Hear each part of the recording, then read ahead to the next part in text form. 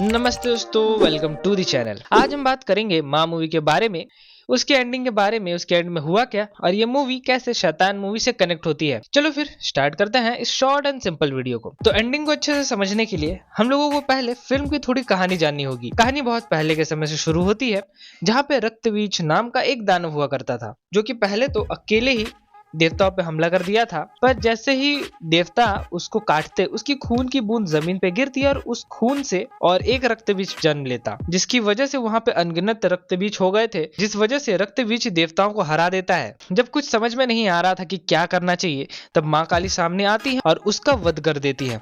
पर रक्तबीज की एक खून की बूंद जाके सीधा धरती पे गिरी थी, पर उस खून से रक्तबीज नहीं बनता, बल्कि एक अलग ही दानव पैदा होता है, जिसका नाम था अमसजा, जो कि रक्तबीज की तरह ही अपने आप को खुद की आबादी बढ़ा नहीं सकता था। तो इसने इसका उपाय ये निकाला कि वो वहाँ की लड़कियों को अपना शिकार बनाएगा और उनसे अपने बच्चे पैदा करेगा, अपनी आर्मी बनाएगा ताकि वो पूरी दुनिया पे राज कर सके। पर उसकी शक्तियों के सामने वहाँ की साधारण लड़कियां टिक नहीं पा रही थी। अमसजा के कहर से बचाने के लिए काली माँ का एक भक्त उनसे मदद मांगता है, जिसकी वजह से काली माँ उसे अपनी कुछ शक्तियां देती है। पर उससे पहले कि ये रक्षक अमसजा का सामना करता, अमसजा कहीं गायब हो जाता है। दरअसल वो कहीं गायब नहीं हुआ था, बात ये थी क्योंकि कोई भी साधारण लड़की उसके बच्चे करने को सक्षम थी नहीं। तो जब वो देखता है कि देवी काली ने अपनी शक्तियां एक इंसान को दी हैं, तो इसके दिमाग में एक आइडिया आता है। जैसे ही इस रक्षक के घर में बेटी पैदा होगी, तो ये उससे अपने बच्चे करेगा, क्योंकि रक्षक की सारी पावर्स उसकी बेटी में भी ट्रांसफर होंगी। इसलिए वो बाय बर्थ ही अमसजा के बच्चे को जन्म देने में सक्षम होगी। अमसजा करता भी ऐसा ही है।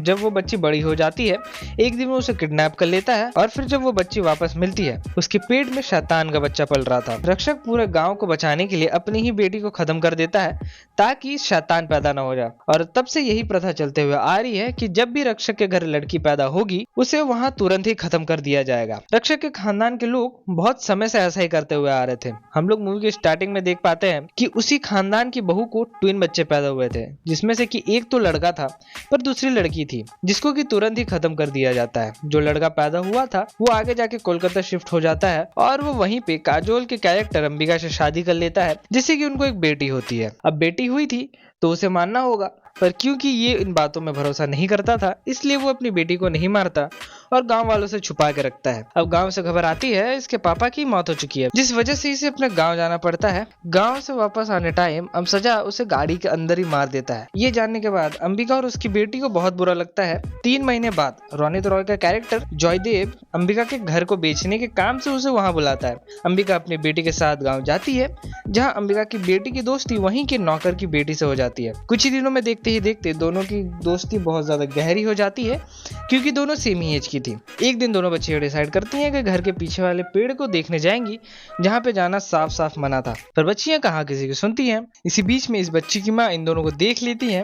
वो देखती है कि ये दोनों खंडर में गई हैं, जिस वजह से वो बहुत ज्यादा डर जाती है। अपनी बच्ची को बचाने के लिए वो एक कमरे में बंद कर देती है, पर वहाँ रात में अमसजा आके उसे वहाँ से ले जाता है। बच्ची की माँ इन सब का जिम्मेदार अंबिका को ठहराती है और बोलती है कि अगली बारी उसकी बेटी की है। अंबिका को इन बातों में भरोसा था नहीं। वो उस बच्ची को खोजने के लिए उन जंगलों में जाती है, जहाँ पे हम देख पाते हैं कि पूरा का पूरा जंगल ही मायावी था। कुछ दिन बाद वो बच्ची अपने आप वापस आ जाती है।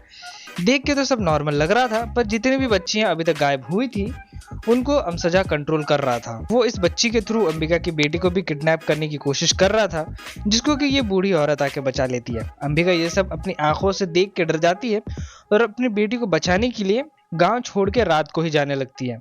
रास्ते में उसे पोजेस हुई बच्चियां घेर लेती हैं और हमें पता चलता है कि जयदेव इज द विलन। वो असल में अमसजा के लिए ही काम किया करता था। जयदेव अंबिका के सामने ही उसकी बेटी को ले जाता है और यहाँ अंबिका कुछ कर नहीं पाती। ये बूढ़ी औरत अंबिका को बताती है कि उसे भी माँ काली ने दर्शन दिए थे। मूवी की स्टार्टिंग में जो ये औरत दिखाई गई थी वो यही है। वो बताती है कि उसने उस बच्ची को मारने से इनकार कर दिया था। उसे लगता था कि काली माँ अपने बच्चों की बलि क्यों ही चाहेंगी, जरूर उनसे समझने में कुछ भूल हो गई होगी। पर जयदेव उसके हाथ से तलवार ले लेता है, एंड आई डोंट नो इसे तलवारी बोलते हैं या क्या बोलते हैं, पर मैं तलवारी बोलूंगा। तो जयदेव उसके हाथ से तलवार लेके उस बच्ची को मार देता है। वो बोलता है ये सब काम मर्दों के होते हैं, औरतों के नहीं। उसी रात जयदेव को अमसजा पकड़ लेता है। वो उससे बोलता है कि उसने बच्ची को मारा क्यों। जयदेव अमसजा को देख के काफी ज्यादा डर जाता है और उससे माफी मांगने लगता है। अमसजा देख लेता है कि जयदेव का दिल बहुत ज्यादा काला है, तो वो उसे अपने टीम में शामिल कर लेता है। जयदेव अमसजा के साथ मिलने के बाद उस औरत के साथ बुरा करता है और उसे डायन करार दे के गांव से निकलवा देता है। जयदेव की सच्चाई जानने के बाद अंबिका अपनी बेटी को बचाने के लिए जाती है, पर ये बूढ़ी औरत बोलती है अंबिका उस राक्षस से ऐसे ही सामना नहीं कर पाएगी, उसे माँ काली की पूजा करनी होगी, जिसके बाद उसे माँ काली का आशीर्वाद मिलेगा। जिस पे अंबिका ऐसा ही करती है और उसे माँ काली का आशीर्वाद मिल जाता है, जिसके बाद वो चली जाती है जयदेव से लड़ने के लिए। अंबिका पहले तो एक एक करके सारी बच्चियों पे से अमसजा का कंट्रोल हटाती है और फिर जयदेव से भिड़ जाती है। पर जयदेव तो एक अलग ही लीग में था, वो अंबिका को बहुत बुरी तरीके से मार ही डालता है। उसके बाद वो उसकी बेटी पे अपने बीज डालने के प्रोसेस को शुरू कर देता है, पर काली माँ के आशीर्वाद से अंबिका वापस जिंदा हो जाती है और इस बार वो बहुत ज्यादा पावरफुल थी। यूँ समझ लो कि वो लेविटेट कर पा रही है, चीजों को इधर से उधर फेंक पा रही है, फट से फट इधर से उधर जा पा रही है। यूँ समझ लो एक सुपर ह्यूमन बन चुकी है। जयदेव भी अपने फुल फॉर्म में आ जाता है, पर अंबिका उसके दिल को सेम वैसे ही निकाल देती है जैसे कि एज ऑफ अल्ट्रॉन में स्कारलेट विच अल्ट्रॉन का दिल निकालती है। Ditto same to same scene ही था। जयदेव मर जाता है और सभी बच्चियां बच जाती हैं। अंबिका अपनी बच्ची को अपने हाथों से उठा के लाती है, जहाँ पे ये बूढ़ी औरत उसके पेट में हाथ रख के बोलती है कि अंबिका की बेटी के अंदर अमसजा के बीज पल रहा है। अब कोई रास्ता नहीं था तो अंबिका ना चाहते हुए भी अपनी बेटी को मारने के लिए तैयार हो जाती है, पर वो तलवार चलाती उससे पहले ही जो बच्चे मर गए थे उनकी सोल जमीन से ऊपर आने लगती है और आसमान में चली जाती है। ये बूढ़ी औरत एक बार फिर से उसकी बेटी के पेट में हाथ रखती है और बताती है कि अमसजा का बीज हट गया है। इसका मतलब ये है कि अंबिका की बेटी को अब मरना नहीं होगा। और इसी के साथ ये मूवी यहाँ खत्म हो जाती है। अब हम लोग पोस्ट क्रेडिट सीन में आते हैं, जहाँ देखते हैं कि उसी जंगल में कोई आता है और जमीन की राख उठा के अमसजा की सारी शक्तियां हासिल कर लेता है। हम लोग देख पाते हैं कि ये इंसान और कोई नहीं बल्कि शैतान मूवी से आर माधवन का कैरेक्टर वनराज था। लेकिन वनराज को तो शैतान मूवी में अजय देवगन ने कैद करके रखा था, तो वो यहाँ आया कैसे? तो देखो, मुझे लगता है कि होना हो कैसे भी करके वनराज अजय देवगन के कैद से छूट गया होगा, और क्योंकि उसकी ताकतें बहुत ज्यादा कम हो गई थी तो अपनी ताकतों को बढ़ाने के लिए अमसजा की ताकत लेने यहाँ पे आया है।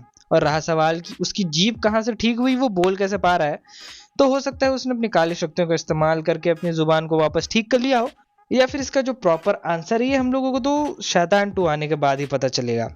इस मूवी में बहुत सारे फ्लॉज थे और बहुत सारे अनआंसर्ड क्वेश्चंस रह जाते हैं। ये मूवी बहुत सारे चीजों को प्रॉपरली बताती भी नहीं है, जैसे कि तुम लोग रोनित रॉय के कैरेक्टर को ही ले लो। जयदेव जो था वो अमसजा का सिर्फ एक मीडियम था, मतलब कि वो उसके लिए काम किया करता था। सेम जैसे कि काली माँ ने रक्षक को अपनी शक्तियां दी थी, वैसे ही अमसजा ने जयदेव को अपनी शक्तियां दी थी। पर लास्ट में हम लोग देखते हैं कि किसी तरह जयदेव भी पूरी तरीके से अमसजा में बदल जाता है और जयदेव के मरने के बाद अमसजा भी खत्म हो जाता है, जो कि ऐसा नहीं होना चाहिए था।